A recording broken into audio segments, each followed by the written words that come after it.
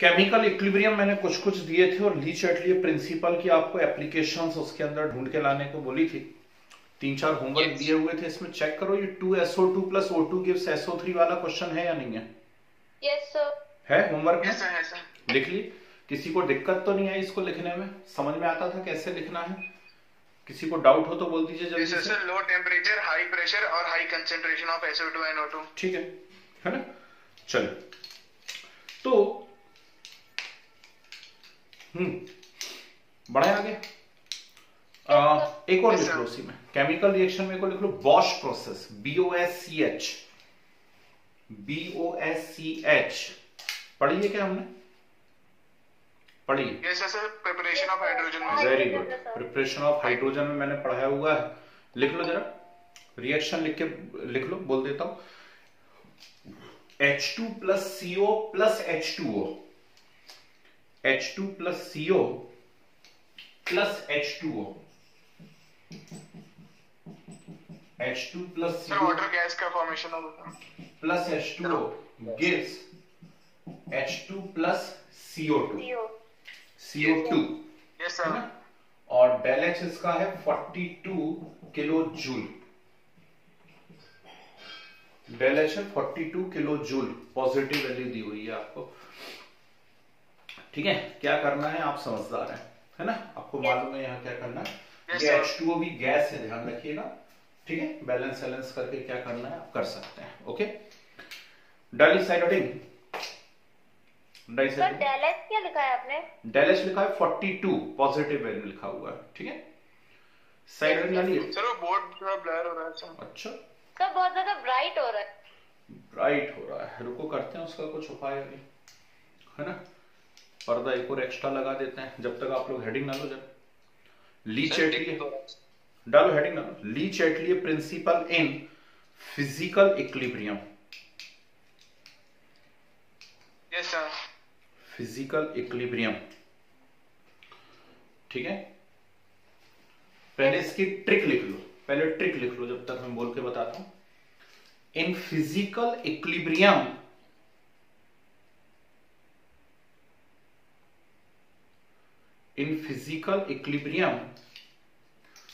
only two factors affect equilibrium state. Only two factors affect equilibrium state. First, temperature and pressure. First side heading डालो, temperature. First side heading temperature.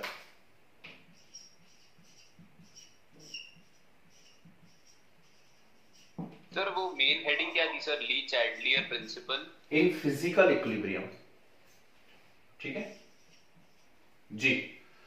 तो temperature यदि आप change करोगे तो हमेशा और हमेशा क्या होगा, इसमें कुछ सोचने वाली बात ही नहीं है। टेम्परेचर यदि आप इंक्रीज करेंगे then solid always convert into liquid and liquid always convert into gas. मतलब फिजिकल इक्विलिब्रियम वहां चला जाएगा जहां सॉलिड से लिक्विड बनने लगेगा या लिक्विड से क्या बनने लगेगा, गैस बनने लगेगा। तो टेम्परेचर का इफेक्ट बहुत आसानी से हम बता सकते हैं। सॉलिड से गैस भी हो सकता है टेम्परेचर इंक्रीज में? नहीं, सॉलिड से गैस फिर सब्लिमेशन हो जाएगा, उसमें क्या बात है ना?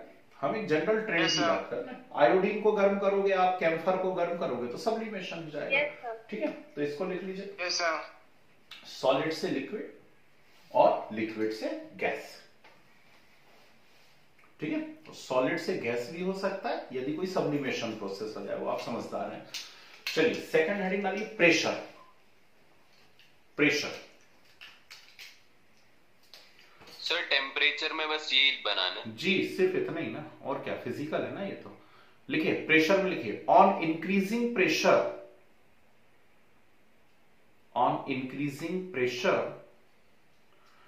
physical equilibrium always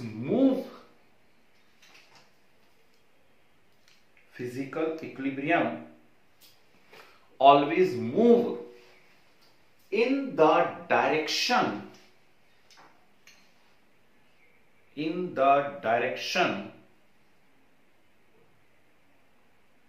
where volume decrease, where volume decrease, ठीक है, in the direction where volume decrease, ठीक है। और वॉल्यूम हमेशा मालूम होना चाहिए हमको कि वॉल्यूम का ऑर्डर क्या होता है। तो सबसे ज्यादा गैस की, फिर सर लिक्विड की, फिर सर सॉलिड की सबसे कम वॉल्यूम है ना। तो वॉल्यूम का ऑर्डर हमेशा ये होता है, सॉलिड का मिनिमम, फिर लिक्विड और फिर गैस। ठीक, ये ऑर्डर लिख लीजिए, ये ऑर्डर लिख लीजिए वॉल्यूम का।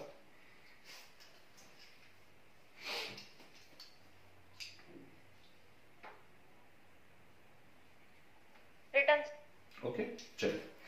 तो टेम्परेचर इंक्रीज करोगे तो सॉलिड से हमेशा लिक्विड बनेगा, लिक्विड से गैस बनेगा। वॉल्यूम प्रेशर यदि आप इंक्रीज करोगे तो प्रेशर यदि आप इंक्रीज करते हैं तो हमेशा इक्विलिब्रियम वहां शिफ्ट हो जाएगा जहां वॉल्यूम डिक्रीज होता हो।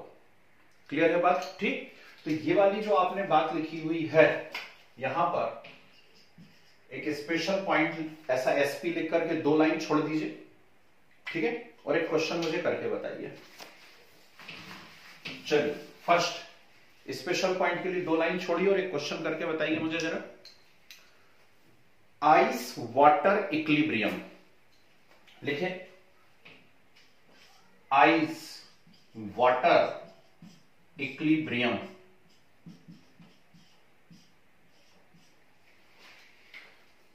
Ice water equilibrium. चलिए, अपने आप से लिखिए कि टेम्परेचर इंक्रीज करोगे तो फॉरवर्ड में जाएगा या बैकवर्ड में जाएगा, और प्रेशर इंक्रीज करोगे तो फॉरवर्ड में जाएगा या बैकवर्ड में जाएगा। लिख लो।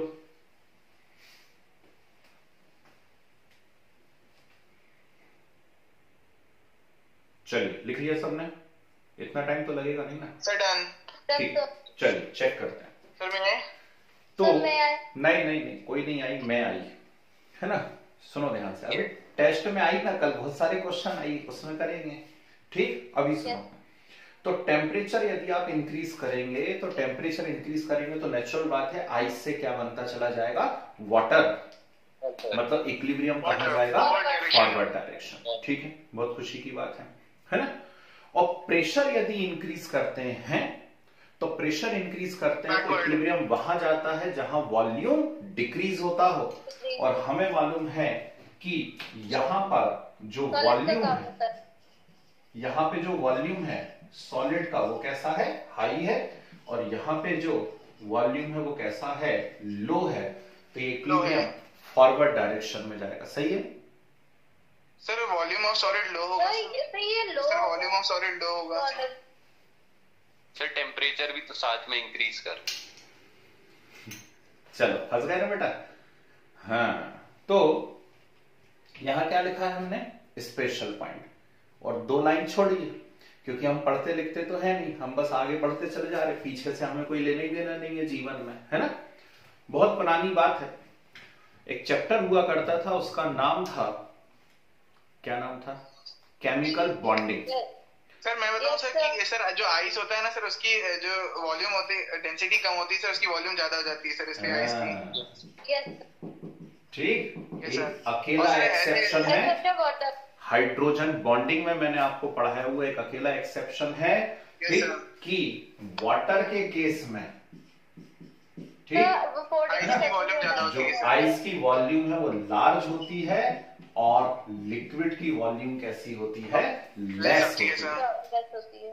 ठीक, कहां पढ़ाया है? जो एक वाटर मॉलिक्यूल होता है सर, वो टेट्राहेड्रली 4 वाटर मॉलिक्यूल से घिरा हुआ होता है सर। ये मैंने हाइड्रोजन बॉन्डिंग में पढ़ाया है, ice floats over water why, या density of ice is less than water why. तो उसका रीजन हमने लिखा हुआ है कि जो आइस है उसका वॉल्यूम लार्ज होता है, और वॉल्यूम लार्ज होने से डेंसिटी कैसी हो जाती है, उसकी लो हो जाती है। ठीक, तो ये एक अकेला एक्सेप्शन है जिसमें वॉल्यूम जो है सॉलिड का कैसा होता है, लार्ज होता है। नहीं तो हमेशा, और इसके अलावा जितने भी एग्जांपल्स आएंगे सभी में सॉलिड का वॉल्यूम कैसा होता है, लेस होता है। आगे बात समझ में, मजा आया क्या? बढ़िया क्वेश्चन था। ठीक है, तो चलो इसे नोट कर लो आप। तो अच्छे से बढ़िया प्यारे से नोट्स बनाना भाई। ये 2 लाइन छुड़वाई थी मैंने स्पेशल पॉइंट डलवा के, यहाँ एक्सेप्शन लिख लो। सिर्फ आइस के केस में जो है सॉलिड का वॉल्यूम ज्यादा होता है और लिक्विड का वॉल्यूम कम होता है। तो वापस से हम अपने क्वेश्चन पे आ जाते हैं। यदि हम टेम्परेचर इंक्रीज करते हैं तो सॉलिड से लिक्विड बनने लगेगा, मतलब इक्विलिब्रियम फॉरवर्ड डायरेक्शन में जाएगा। और यदि आप प्रेशर इंक्रीज करते हैं तो प्रेशर इंक्रीज करने से इक्विलिब्रियम वहां जाएगा जहां वॉल्यूम डिक्रीज होता है। और वॉल्यूम कहां डिक्रीज हो रहा है, फॉरवर्ड डायरेक्शन में। ठीक, लिखा ना वॉल्यूम लो तो ये इक्विलिब्रियम कहां चला जाएगा, फॉरवर्ड डायरेक्शन में। अगली बात समझ में, चलिए नेक्स्ट करके बताइए। Next, yes, water vapour equilibrium. Water vapour equilibrium.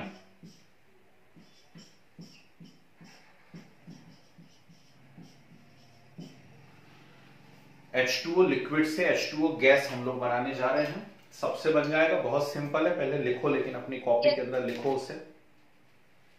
ठीक है,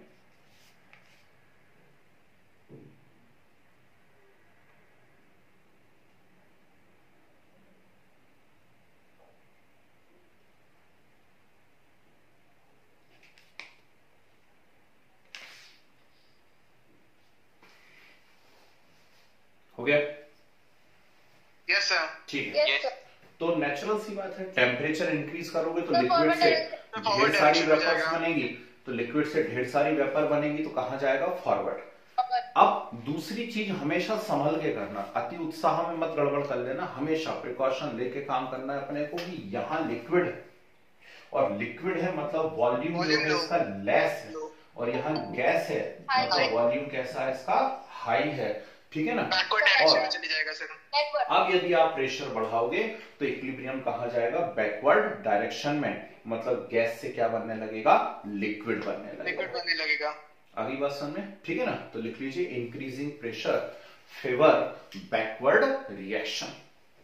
अगली बात समझ में, ठीक है? तो ये हो गया भाई केमिकल इक्विलिब्रियम के अंदर ली चटली प्रिंसिपल, फिजिकल इक्विलिब्रियम के अंदर ली चटली प्रिंसिपल। कोई सा भी फिजिकल इक्विलिब्रियम आ जाए, मुझे उम्मीद है अब आप कर सकते हैं। कंसेप्ट क्लियर होना चाहिए कि टेम्परेचर इंक्रीज करेंगे तो हमेशा सॉलिड से लिक्विड बनेगा, लिक्विड से गैस बनेगा, मतलब इक्विलिब्रियम वहां चला जाएगा जहां से सॉलिड से लिक्विड बनता हो, लिक्विड से गैस बनता हो।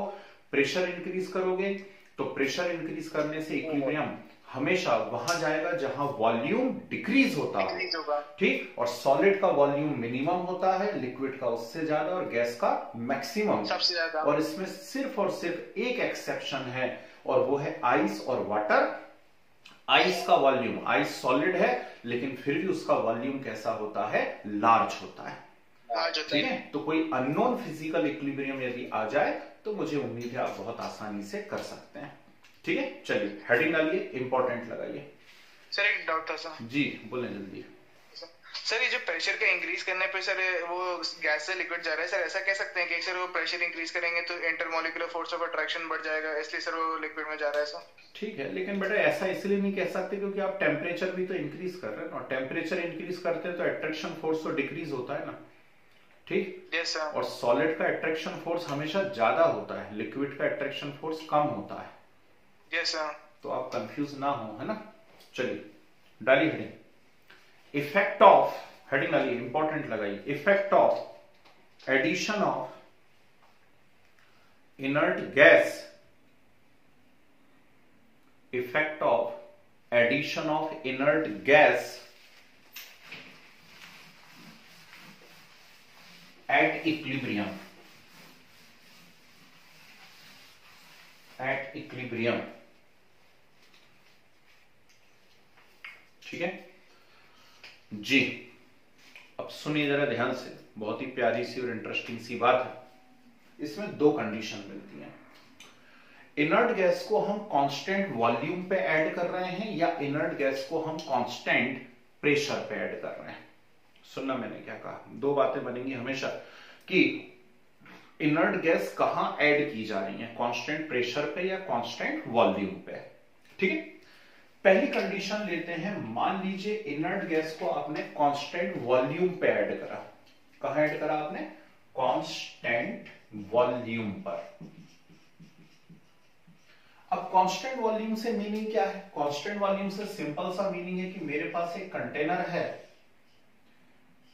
ठीक, और ये ऐसा बंद है, ऊपर से सील पैक है, ठीक है ना। कहीं से मैंने कोई व्यवस्था करी, एक आध होल होल कर लिया, यहां पर ऐसा एक होल कर लिया, और अब यहां से मैंने क्या करना चालू करा, इनर्ट गैस अंदर डालना चालू किया। ठीक है, ये ठीक वैसा ही है कि कोई बलून पहले से, बलून में तो हालांकि वो होने लगेगा, छोड़ो, अपने घर के अंदर कुकिंग गैस सिलेंडर है, मान लीजिए पूरा नया नया सिलेंडर आया हुआ एकदम, उसमें अच्छी गैस भरी हुई है बेहतरीन तरीके से, और हमने अब उसके अंदर और गैस भरनी चालू कर दी। ठीक है, जब आप और गैस भरना चालू कर दोगे तो बोलो क्या होगा, जल्दी से बताओ। वॉल्यूम कांस्टेंट है, जब आप और गैस भरने लगोगे उसके अंदर, जब आप उसके अंदर और गैस भरने लगोगे, ध्यान रखना ये इनर्ट गैस है, तो जब आप उसके अंदर और गैस भरने लगोगे तो प्रेशर क्या होने लगेगा? प्रेशर और टेम्परेचर, प्रेशर क्या होने लगेगा वहां पे? इंक्रीज होने लगेगा। ठीक है ना, ज्यादा भर दोगे तो पता चला फट गया, तो प्रेशर इंक्रीज होने लगेगा। अब ध्यान से सुनिए, प्रेशर तो इंक्रीज हो रहा है, लेकिन वॉल्यूम कांस्टेंट है ना। तो वॉल्यूम कांस्टेंट है और आप इनर्ट गैस ऐड कर रहे हैं, बताइए इससे पार्शियल प्रेशर और कंसंट्रेशन पे कोई इफेक्ट पड़ेगा क्या? पार्शियल प्रेशर, ठीक, क्या इससे प्रेशर, टोटल प्रेशर तो अंदर इंक्रीज होगा, टोटल प्रेशर तो अंदर इंक्रीज होगा, लेकिन इससे जो पार्शियल प्रेशर हैं गैसेस के, उनके ऊपर कोई इफेक्ट पड़ेगा क्या? नहीं। ठीक, पार्शियल प्रेशर पे इसलिए इफेक्ट नहीं पड़ेगा क्योंकि पार्शियल प्रेशर क्या है? Mole fraction into total pressure. ठीक है ना, तो गैसेस के पार्शियल प्रेशर पे कोई भी इफेक्ट नहीं पड़ेगा। साथ में दूसरी एक और बात ध्यान रखिएगा कि कंसंट्रेशन पे कोई इफेक्ट पड़ेगा क्या? नो सर, कंसंट्रेशन पे भी कोई इफेक्ट नहीं पड़ेगा। ठीक है ना, क्योंकि कंसंट्रेशन क्या है? Mole upon volume. कंसंट्रेशन है मोल अपॉन वॉल्यूम, और यहां पर वॉल्यूम कैसा बना हुआ है? कांस्टेंट बना हुआ है। ठीक, तो ना कंसंट्रेशन पे इफेक्ट पड़ा, ना पार्शियल प्रेशर पे इफेक्ट पड़ा, तो बोलिए क्या इक्विलिब्रियम पे कोई इफेक्ट पड़ेगा क्या? नहीं। तो इक्विलिब्रियम स्टेट पे भी कोई भी इफेक्ट नहीं पड़ेगा सर। ठीक, बहुत इंपॉर्टेंट स्टेटमेंट है, ये आपको काम आएगा। 11th में नहीं आएंगे इस लेवल पे कभी भी क्वेश्चन, ध्यान रखना है ना। उसमें तो बस आपसे एक कोई पूछ लेंगे, ली चैटलिए प्रिंसिपल क्या है, और N2 + 3H2 रिवर्सिबल 2NH3, बस खत्म हो गया 11th आपका, है ना। बाकी ये सब एडिशनल चीजें हम पढ़ रहे हैं, तो चलिए लिखिए जरा, इसमें A पॉइंट डाल करके लिखिए। जी बोलिए। सर पर टेम्परेचर भी तो इंक्रीज होगा। टेम्परेचर एज सच ऐसा इंक्रीज नहीं होता बेटा, है ना। टेम्परेचर बहुत माइन्यूट इंक्रीज होगा, बहुत माइन्यूट। यस सर, क्योंकि सर जो प्रेशर होगा वो डायरेक्टली प्रोपोर्शनल टू टेम्परेचर है, टेम्परेचर से डायरेक्टली प्रोपोर्शनल टू प्रेशर। नहीं, उतना इफेक्ट नहीं पड़ेगा भाई, उतना इफेक्ट नहीं पड़ेगा, टेम्परेचर के ऊपर इतना इफेक्ट नहीं पड़ेगा, ये ध्यान रखना। नहीं तो आप अमल्टन लॉ लगाने लगो, है ना। Actually P is directly proportional to T, not T is directly proportional to P. Yes sir, yes sir. ठीक है, ये ध्यान रखो। T independent, P is directly proportional to T. ठीक, ये करेक्ट है, ये नहीं होता है, समझ गए। तो ऐसा नहीं कि प्रेशर इंक्रीज हो रहा है तो टेम्परेचर भी इंक्रीज होने लगेगा, है ना। बहुत हल्का सा कुछ। सर नहीं, मतलब ऐसा नहीं सोचा था सर, वो कोलिजन इंक्रीज होगा सर इसलिए। नहीं, ऐसा नहीं। ऐसे तो फिर यदि फुल कोई गैस सिलेंडर भरा हुआ तो उसको तो हमेशा गर्म होना चाहिए, क्यों? फिर सर काइनेटिक एनर्जी इंक्रीज ही नहीं होगी सर, सिर्फ कोलिजन इंक्रीज होंगे सर उधर, मतलब काइनेटिक एनर्जी तो टेम्परेचर पे डिपेंड करती है ना। चलो यस सर, लिखिए A पॉइंट लिखिए, addition of inert gas, addition of inert gas at constant volume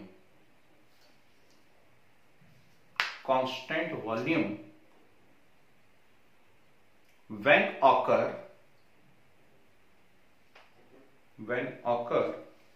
then the total pressure pressure of the system increase, then total pressure of the system increase.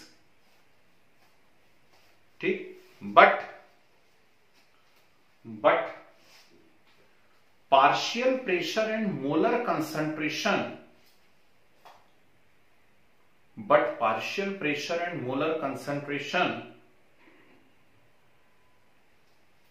of both reactant and product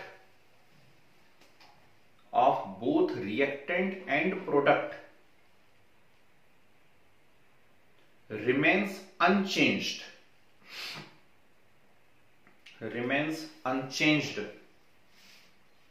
sir एक बार molar concentration से repeat कर. Partial pressure and molar concentration of both reactant and product remains unchanged. That's why no change in equilibrium takes place.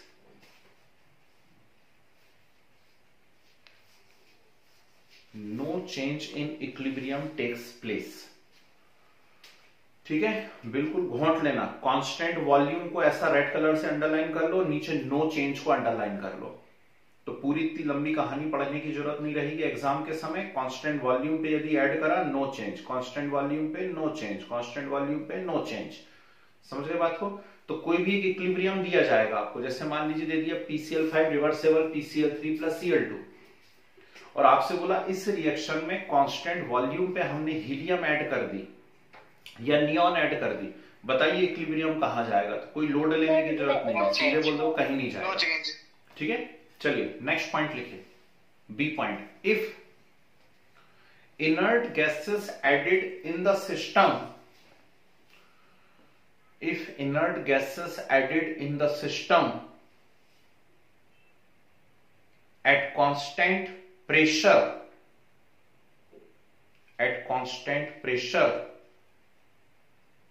Sir, in the system at constant pressure, then volume of equilibrium mixture increase.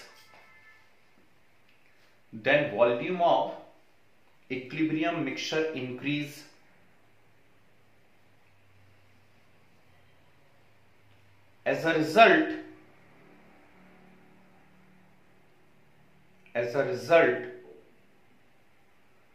number of moles per unit volume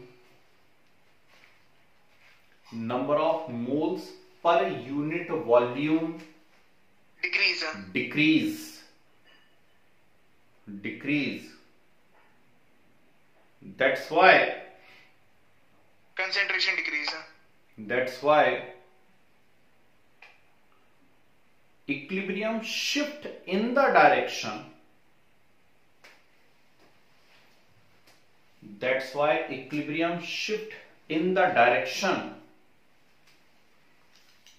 Where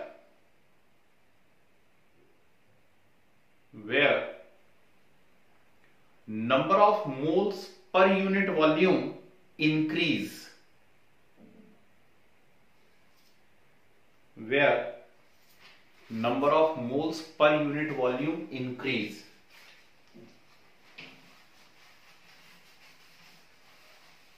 bracket में लिख लो, equilibrium shift in the direction where moles increase. ये पर unit volume से चीज पढ़ने में थोड़ी टिपिकल लगती है, तो ऐसा लिख दो, equilibrium shift in the direction where moles increase. Okay, ठीक. अब इसको समझो मैंने क्या लिखा है. कांस्टेंट प्रेशर पे अब आप इनर्ट गैस ऐड कर रहे हो. कांस्टेंट प्रेशर का मतलब समझना कि यहां पे एक सिलेंडर है, इसके अंदर कोई भी गैसेस भरी हुई हैं, ऊपर आपने एक पिस्टन लगा के रखा हुआ है, 1 atm वो क्या कर रहा है, यहां पर प्रेशर एक्सर्ट कर रहा है. ठीक है, अब आपने यहां पर एक होल किया हुआ है, और उस होल के थ्रू आपने क्या करा, यहां पर इनर्ट गैस अंदर डालना चालू करी। Yes sir.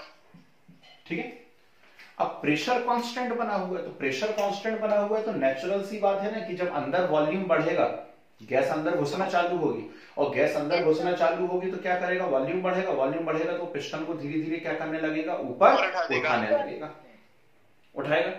अब आप सोच करके देखिए, पहले पूरी गैस इतने से एरिया में भरी हुई थी, लेकिन अब पिस्टन उठ करके ऊपर आ गया। जब पिस्टन ऊपर उठ करके आ गया है तो पर यूनिट एरिया में या पर यूनिट वॉल्यूम में नंबर्स क्या हो जाएंगे, बढ़ जाएंगे या कम हो जाएंगे, डिक्रीज हो जाएंगे। ठीक, तो कुल मिलाकर के मोल्स डिक्रीज होने लगे, और मोल्स यदि डिक्रीज होने लगे तो ली चैटलिए क्या बोलता है, ली चैटलिए बोलता है कि इक्विलिब्रियम वहां जाएगा जहां मोल्स इंक्रीज होते हों। अगली बात समझ में? ठीक, तो इक्विलिब्रियम वहां जाएगा जहां नंबर ऑफ मोल्स क्या होते हो, इंक्रीज होते हैं। ठीक है ना, तो जैसे एक एग्जांपल मैंने आपके सामने लिखा है, PCl5 reversible PCl3 plus Cl2, और फॉरवर्ड में चले जाएगा, फॉरवर्ड में एक एग्जांपल लिखा है 2SO2 reversible 2SO2 plus O2 reversible.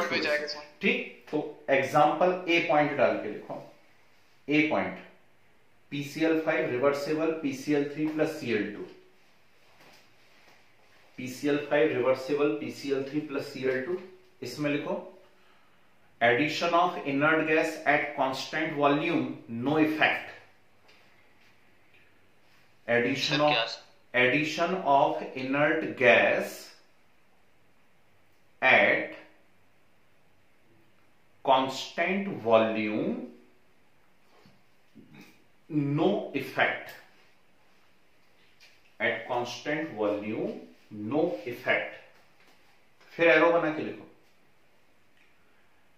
Addition of inert gas at constant pressure,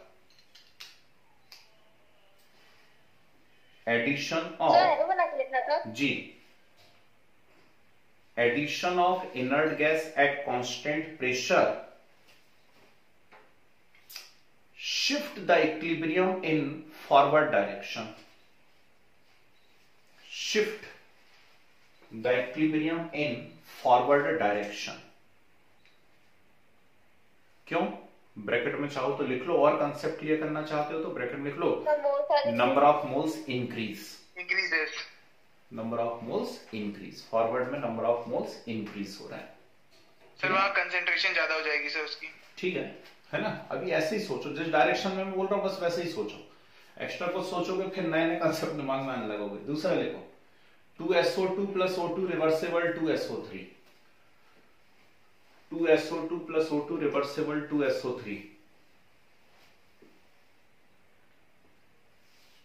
इसमें ये पॉइंट लिखिए या एरो बना के लिखिए, when inert gas added at constant volume, when inert gas added at constant volume no effect, no effect, no effect। फिर arrow, when inert gas added at constant pressure equilibrium shifts in backward direction, बढ़िया, when inert gas added at constant pressure equilibrium shift in backward direction. ठीक है, एक minute hold करना।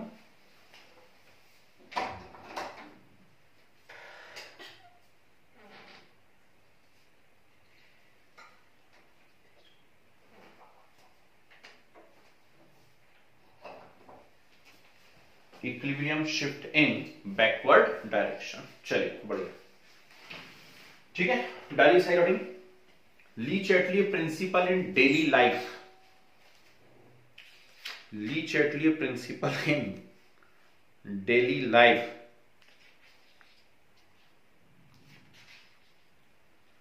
हाँ जी, अब हमारी daily life में ली चैटलिए प्रिंसिपल के क्या एप्लीकेशन है ना। तो संक्रांति का दिन है, कल भी संक्रांति थी, आज भी संक्रांति है। आपके मुंह में क्या घी शक्कर कि लड्डू है? तो आपके मुंह में लड्डू, चलो ठीक है।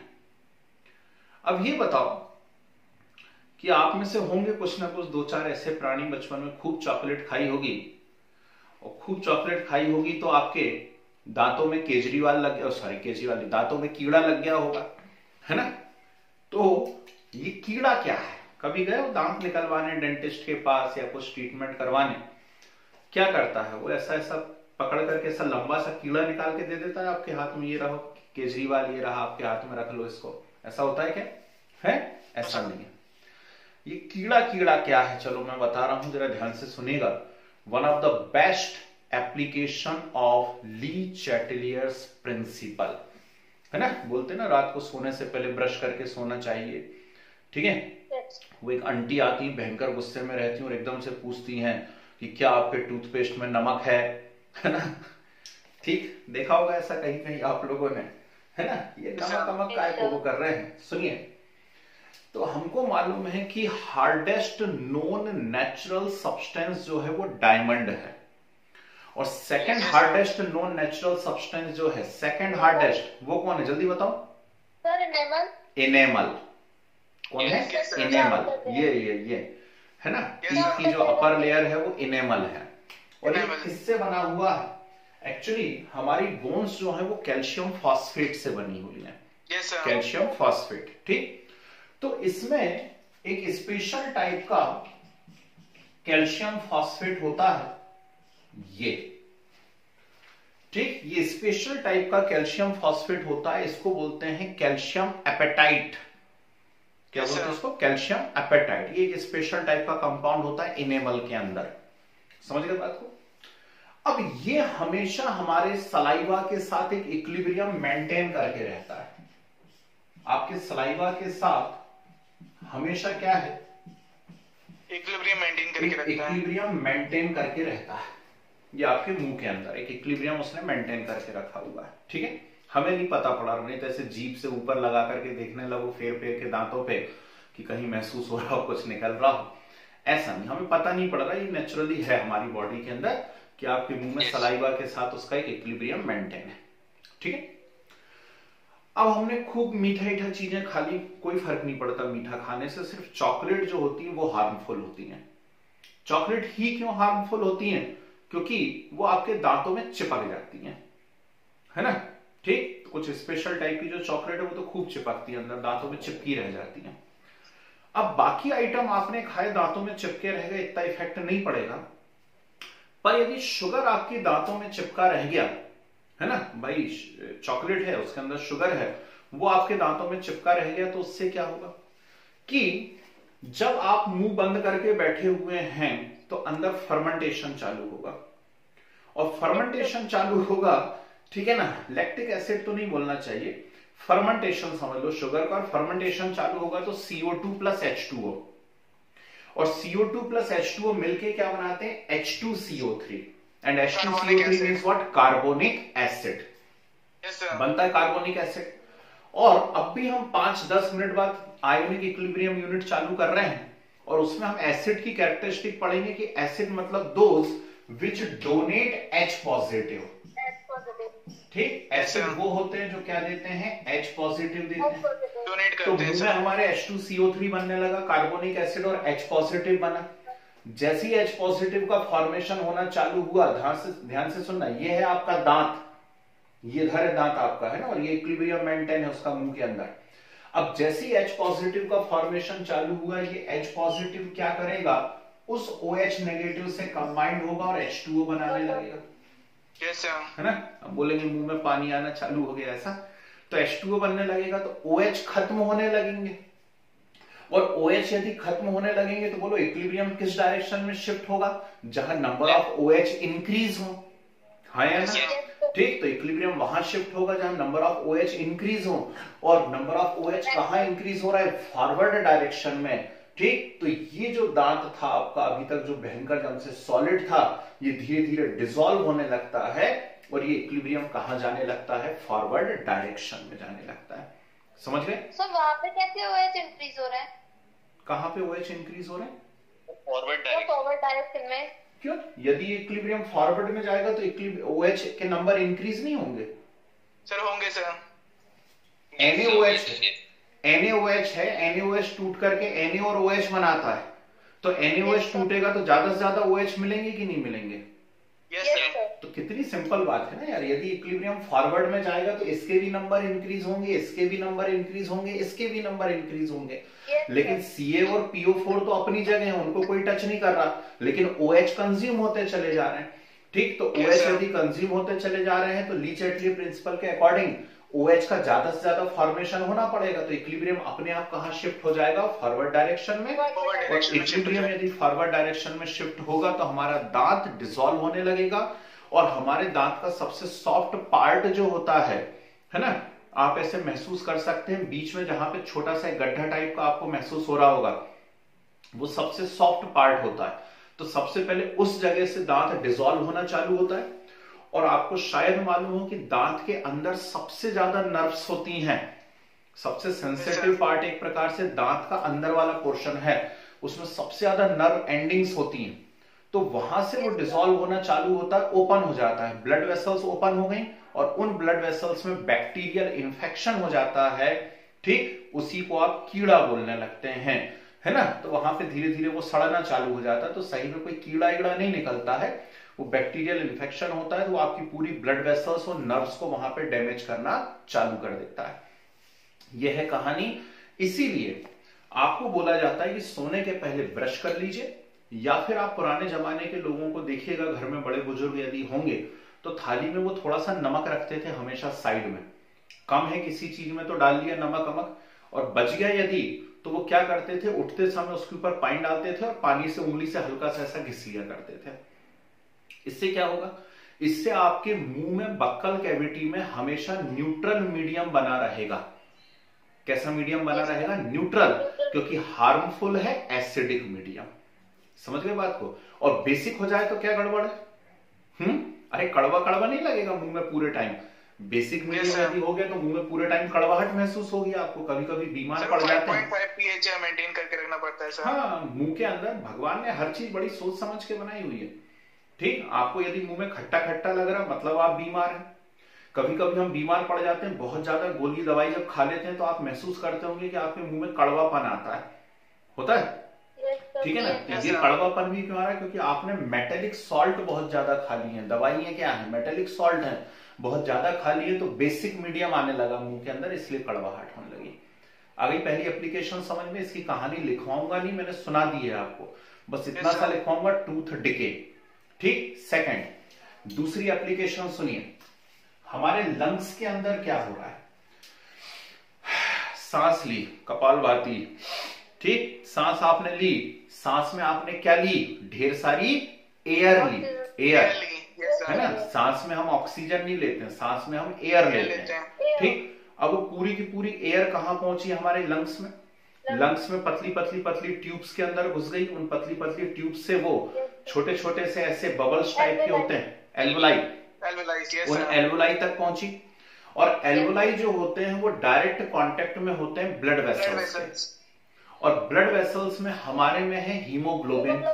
ठीक, तो हीमोग्लोबिन में बहुत प्यारी टेंडेंसी होती है टू अटैच विद ऑक्सीजन। तो ये क्या होता है? लंग्स के अंदर हीमोग्लोबिन ऑक्सीजन से अटैच होता है, और ऑक्सीजन से अटैच होकर के क्या बना देता है? ऑक्सी हीमोग्लोबिन बना देता है। ठीक, ये कहां पर हुआ? लंग्स के अंदर हुआ। अब ये ऑक्सी हीमोग्लोबिन बहता बहता कहां पे जाता है? सेल्स के अंदर जाता है। सेल्स में क्या है? वहां पर ऑक्सीजन की कमी है, वहां जाकर के ये क्या हो जाता है? टूट जाता है, और टूट करके फिर क्या कर देता है? ऑक्सीजन को रिलीज कर देता है। आगे का आपको 10th में मैडम सर जिनने भी बायो पढ़ाया होगा उनने बताया होगा कि इसके बाद इस ऑक्सीजन से माइटोकॉन्ड्रिया में क्या होने लगता है? एरोबिक रेस्पिरेशन होने लगता है, और एनर्जी प्रोड्यूस होते हैं, एनर्जी प्रोड्यूस हो जाती है। क्लियर? तो it is another application of Lee Chatelier principal. तीसरी बात, रेस्पिरेशन हुआ, एरोबिक रेस्पिरेशन हुआ। एरोबिक रेस्पिरेशन हुआ है यदि, ठीक, तो नेचुरल बात है CO2 तो बनेगी, है ना। अब CO2 का भी तो ट्रांसपोर्ट होना, क्योंकि जब हम इनहेलेशन कर रहे हैं तो हमने ऑक्सीजन अंदर ले ली, एक्सहेलेशन करोगे तो अंदर जो CO2 बनी हुई है उस CO2 को आपको बाहर निकालना पड़ेगा, निकालोगे। तो CO2 का ट्रांसपोर्ट कैसे होता है, तो याद रखिएगा CO2 का ट्रांसपोर्ट बाइकार्बोनेट के फॉर्म में होता है। जो CO2 होती है वो H2O से कंबाइंड होकर पहले क्या बना लेती है, H2CO3, और H2CO3 जो है ये H positive and HCO3 negative बना, नेगेटिव है, यस सर। ठीक, आगे की कहानी ऐसी कैसी होती है, CO2 बहते बहते कहां पर आती है, एल्वोलाई में। ब्लड में CO2 का लेवल ज्यादा है, एल्वोलाई में कम है, तो डिफ्यूज होकर के ये ब्लड से वापस वहां चली जाती है, और जब हम एक्सहेलेट करते हैं तो ये शरीर से बाहर निकल जाती है। ठीक, तो ये कुछ इंपॉर्टेंट एप्लीकेशंस हुई ली चैटलियर प्रिंसिपल की जो आपको मालूम होना चाहिए। ठीक है, तो सटासट लिख लीजिए जरा। First, tooth decay due to sweet substances, tooth decay due to sweet substances, ये रिएक्शन लिख लीजिए जरा, फर्स्ट जो बोर्ड पे लिखी हुई है। Tooth decay due to sweet substances, इस फर्स्ट पॉइंट को नोट कर लीजिए जरा पूरा। ठीक है सर, ये CA5PO4 होल थ्राइस OH क्या, CA5PO4 होल थ्राइस OH, इसका नाम लिख लो hydroxy apatite, hydroxy apatite, PATIET। Sir calcium नहीं आएगा उससे? हाँ, कैल्शियम हाइड्रोक्सी एपेटाइट लिख लो पूरा, अकेला हाइड्रोक्सी एपेटाइट ही बोलते हैं जनरल नेम में उसको। ठीक है, उसकी स्पेलिंग क्या है? हाइड्रोक्सी, फिर PATITE। Yes sir. ठीक है, थोड़ा स्पीड पकड़ो ना, नई यूनिट चालू करेंगे। Yes sir. Yes sir. Second लिख लीजिए, transport of oxygen in haemoglobin, transport of oxygen in haemoglobin, note कर लीजिए। Transport of oxygen in haemoglobin,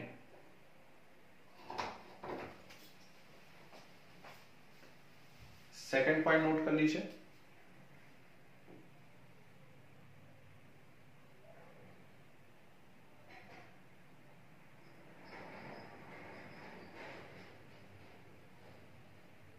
ठीक है सर, ऊपर नीचे क्या लिखा है सर, लंग्स और लंग्स एंड सेल्स, लंग्स में डायरेक्शन में फॉरवर्ड, सेल्स में backward. Next, transport of CO2 in blood, transport of CO2 in blood,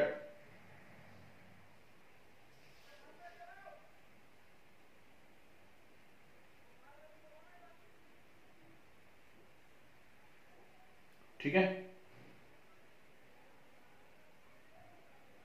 next, we sweats more in humid day, बहुत पसीना निकलता है। पॉइंट की रिएक्शन ही लिखना है। लिखो ना, रिएक्शन लिखने के लिए तो मैं इतना वेट कर रहा था, मुझे लगा आपने अपने आप से लिख ली होगी। यस सर, लिख ली। लैंग्वेज लिखवा के मैं इतनी देर इसलिए इंतजार कर रहा था, मुझे लगा आप लिख रहे हैं।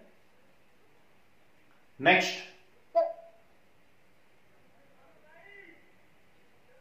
We sweats more in humid day, मालूम है सब लोगों को, और पंखा चला दो तो फिर क्या हो जाता है, पसीना आना कम हो जाता है। Yes sir. ठीक है ना, तो ये है सिंपल सा रीजन कि यदि एयर में ऑलरेडी मॉइस्चर है, ठीक, तो आपकी स्किन से जो पसीना निकल रहा है वो एयर का मॉइस्चर के कारण एयर उसको एब्जॉर्ब नहीं करेगी। जब एयर एब्जॉर्ब नहीं करेगी तो लगातार हमारा पसीना निकलता चला जाएगा, है ना। ठीक, अब यदि आप पंखा चला देंगे तो वो उसको क्या कर देगा, उड़ा देगा, है कि नहीं, तो फिर सूख जाएगा पसीना जल्दी से। या एकदम ड्राई एयर यदि है तो ड्राई एयर रहेगी तो फिर वो क्या कर लेगी, आपके स्वेट को एब्सॉर्ब कर लेगी। ये कहानी होती है ना। कपड़े जल्दी सूख जाते हैं, ये भी मालूम है सब लोगों को, है ना। हवा चल रही है यदि तो कपड़े जल्दी सूख जाते हैं, ठीक। धूप निकली तो सूख नहीं है बेचारों को, है ना। तो ये कुछ एप्लीकेशन है भैया ली चैटली प्रिंसिपल के। ये आपका फर्स्ट पोर्शन खत्म इक्विलिब्रियम यूनिट का, ठीक। इक्विलिब्रियम यूनिट नहीं खत्म हुई है, इक्विलिब्रियम का फर्स्ट पार्ट हो गया जिसे हम कहते हैं केमिकल इक्विलिब्रियम, ठीक। और केमिकल इक्विलिब्रियम में कुछ बहुत ही प्यारे से कंसेप्ट हम लोगों ने डिस्कस किए हैं, जिसमें लॉ ऑफ मास एक्शन केसीकेपी, ठीक, क्या रिलेशन होते हैं, रिएक्शन कोशेंट क्या है, ठीक है, और उसके बाद ली चैटलिए प्रिंसिपल। ये कुछ इंपॉर्टेंट क्वेश्चंस हैं जो आपको आना ही चाहिए। क्लियर है बात, ठीक है ना। तो अब आप इसको प्रिपेयर करिए जरा बढ़िया तरीके से। थ्योरी और रिलेटेड जितने भी कंसेप्ट थे वो सब हमने बहुत बेहतरीन तरीके से पढ़ लिए हैं, वीडियोस मैंने सारे डाल दिए हैं। किसी कोई क्लास मिस हो गई हो तो आप उन वीडियो की हेल्प से उसको वापस से रिवाइज कर सकते हो, ठीक है ना।